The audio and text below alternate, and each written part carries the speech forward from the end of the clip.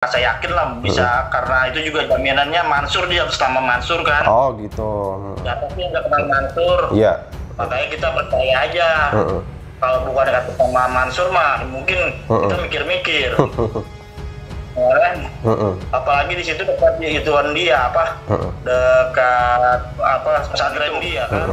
Soalnya kata dia berjanjinya 1 tahun, cuman kesininya pertama lancar 100 juta, tiba-tiba mandek 2 bulan 3 bulan kagak, tiba-tiba turun lagi 20 juta, hanya 20 juta gitu, jadi nggak teratur dia. Untuk membantu orang-orang ini agar nanti prosesnya itu berjalan, kemudian terang dan jelas.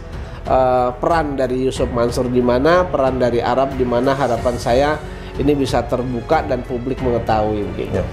Yang lebih membuat mereka tertarik adalah bahwa perumahan ini menurut mereka dibujuk dengan perumahan adalah perumahan syariah, yang mana tidak ada yang namanya riba di sana, di rumah bodong gitu.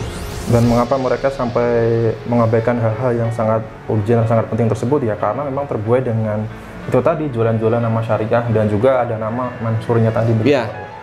Terbuai dengan syariah, terus kemudian orang-orang yang akan beli ini kan mereka memang baru beli rumah pertama, sehingga mereka memang membutuhkan rumah dengan modal yang dengan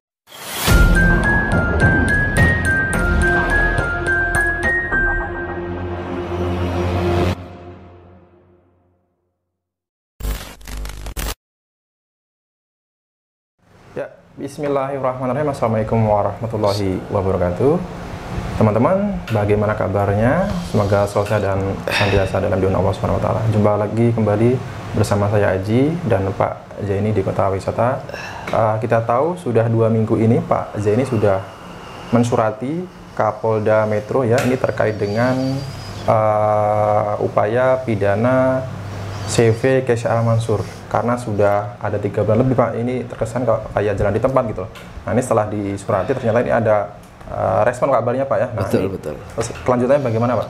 Ya, jadi kurang lebih hampir, memang perkaranya hampir ada mandek ya waktu itu 2 bulan lebih lah, 2 bulan hampir 3 bulan. Kemudian karena ini mandek, nggak ada beritanya, sehingga saya kan bersurat ke Kapolda Metro Jaya sama Bareskrim Polda Metro Jaya ya, menanyakan tentang perkembangan perkara ini gitu.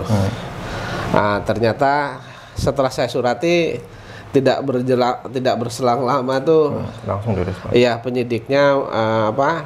penyidiknya nelpon saya, kemudian menyampaikan akan BAP kembali. Terus kemudian dalam 1-2 hari kemudian ada surat panggilan untuk 3 orang ya, 3 orang. Kemudian kemarin tanggal 15 Agustus 2024 itu sudah diperiksa 3 orang. 3 orang, alhamdulillah. Ya, diantaranya adalah Mbak Asri ya. 3 orang itu. Bisa disebutkan Pak ini rincian kerugiannya atau mungkin profesinya gitu Pak? Ya, jadi Mbak Asri Nasratul Mu'alifah ya, terus kemudian Ahmad Herwinsa, terus kemudian Saudara Andi Mulyadi Jaya begitu. Ya, kalau si Mbak Asri itu kerugiannya awalnya mereka sudah DP itu sekitar 55 juta. 55 juta sesuai dengan BAP kemarin, mereka menyatakan sudah DP 55 juta. Kemudian ternyata kan perkembangan berikutnya rumahnya tidak ada kan begitu. Karena tidak ada, mereka menghentikan. Kemudian adanya Yusuf Mansur masuk yang ingin men-take over itu sudah dikembalikan kurang lebih sekitar 10 sampai 12 lah begitu. Jadi kerugiannya sekitar ya masih sekitar 45-an lah begitu ya. Terus kemudian kalau Mas Andi Mulyadi Jaya ini kerugiannya adalah 100 juta rupiah.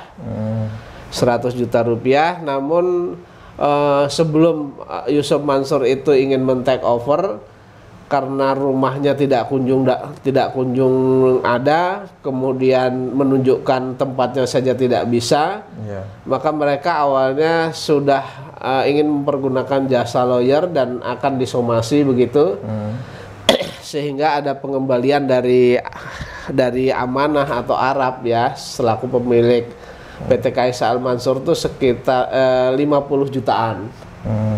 50 juta, terus kemudian dengan adanya Yusuf Mansur ingin men-take over ini, Yusuf Mansur mengembalikan kurang lebih sekitar 10 juta, sehingga kerugiannya sekitar 40. Masih 40.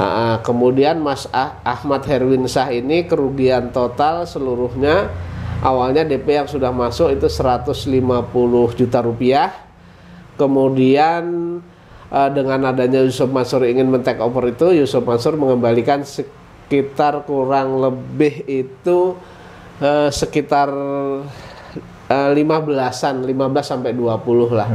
Sehingga kerugiannya kalau katakanlah 20, sehingga kerugiannya masih sekitar 130 juta. Gitu.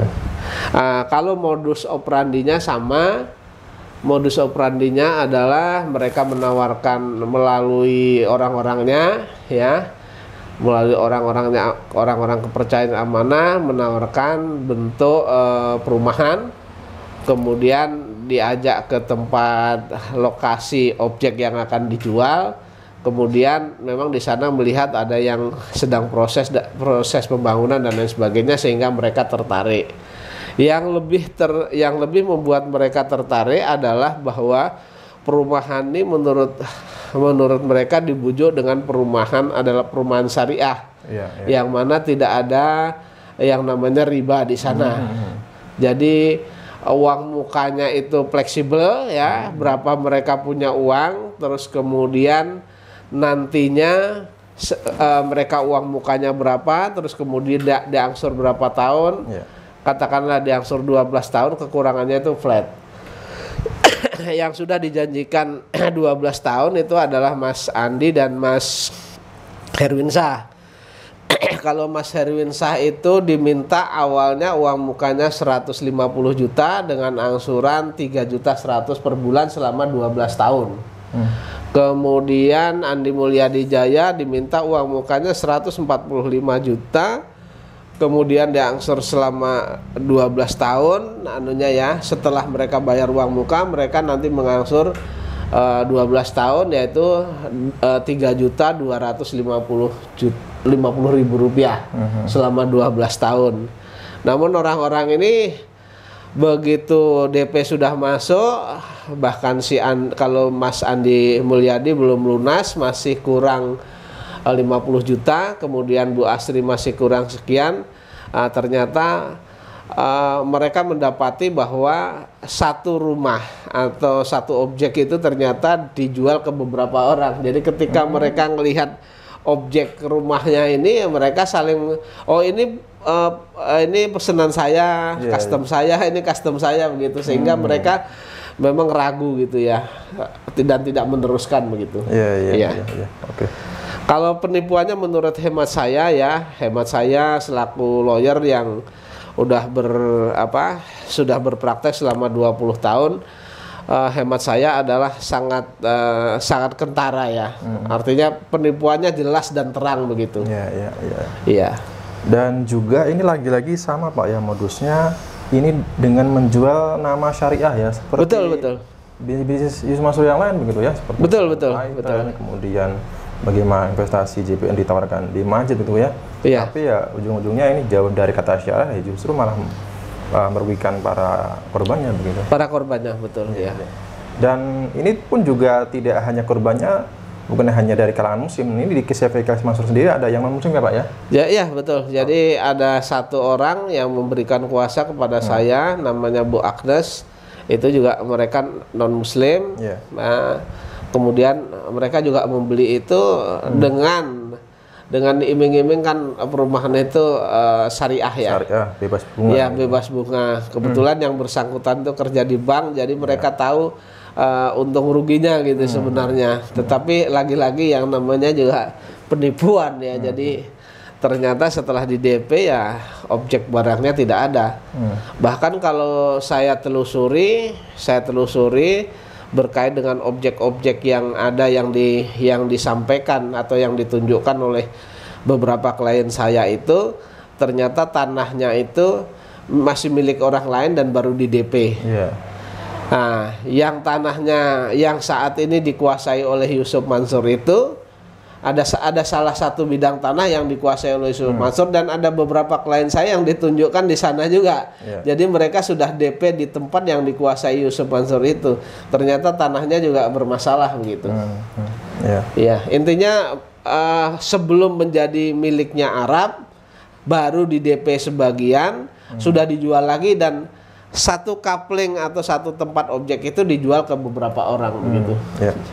Ini seharusnya tidak boleh ya. Jadi akad dengan penjual pertama belum selesai, ini kemudian ditawarkan oleh pihak CV Kasih Mansur kepada orang lain gitu, Pak. Betul. Ya. Dan ini yang disesalkan itu ya itu tadi menjual kata syariah gitu ya, dan kemudian misalkan seperti Bu Agnes gitu ya, yang notabene non muslim.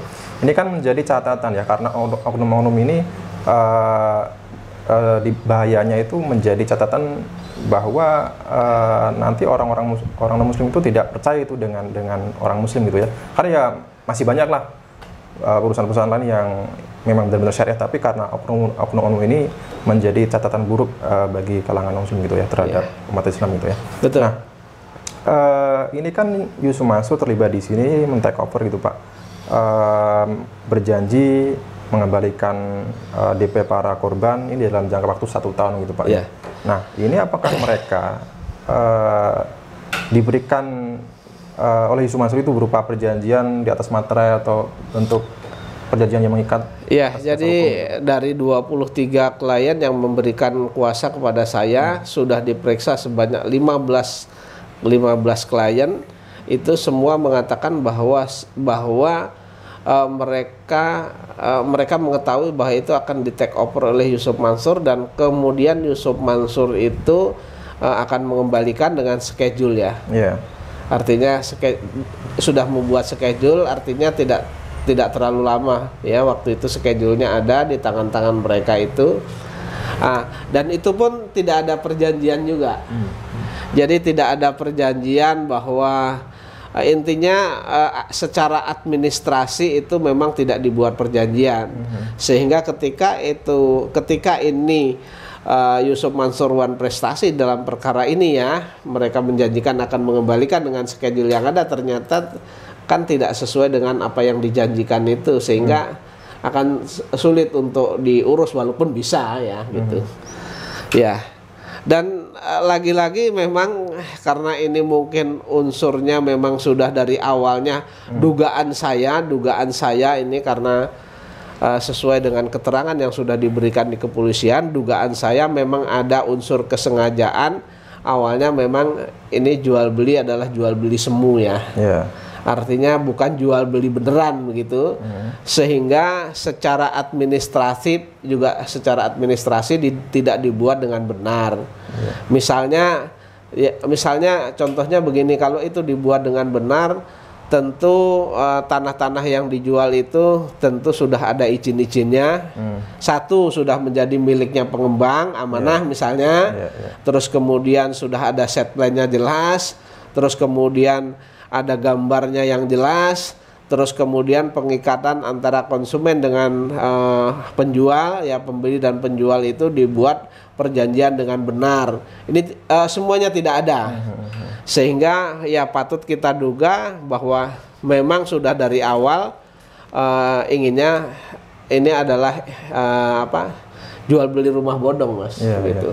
Dan mengapa mereka sampai mengabaikan hal-hal yang sangat urgent dan sangat penting tersebut ya, karena memang terbuai dengan itu tadi, jualan-jualan nama syariah dan juga ada nama Mansurnya tadi begitu ya.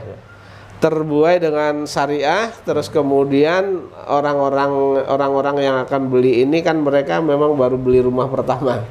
Sehingga mereka memang membutuhkan rumah dengan modal yang dengan dana yang ada, dengan tawaran yang begitu manis, kira-kira mudah dijangkau, maka mereka percaya itu.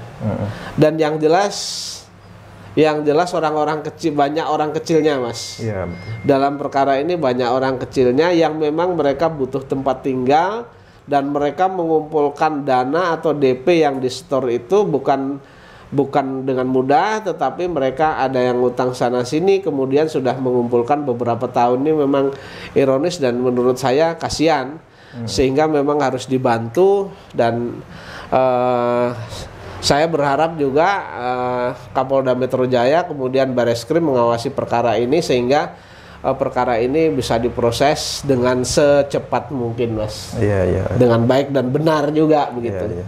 Oke. Ya, karena memang ini korban-korbannya juga bukan dari golongan yang berada gitu ya. Karena setahu saya yang pernah saya wawancara itu ada yang berasal dari golongan profesi satpam, ada yang ojol, kemudian ada yang konon katanya ini jualan nasi pecel gitu ya. Rata-rata mereka ini ada yang pabrik juga, pabrik kecil lah ya. Semuanya mereka membeli rumah itu bukan untuk investasi ya, tapi untuk membeli rumah pertama kali ya, untuk dihuni gitu, karena mereka sebelumnya ngontrak gitu, masih nyewa. Iya, sebagian besar lah, sebagian besar. Artinya memang tidak semua, tapi sebagian besar itu orang-orang yang tertipu, yang ini adalah ekonomi lemah, yang memang harus dibantu. Kalau ini tidak dibantu, mereka juga tidak akan mampu mereka untuk menyelesaikan ini, begitu, Mas. Sehingga memang bismillah lah nawaitu saya untuk membantu orang-orang ini agar nanti prosesnya itu berjalan, kemudian terang dan jelas. Peran dari Yusuf Mansur di mana, peran dari Arab di mana, harapan saya ini bisa terbuka dan publik mengetahui begitu.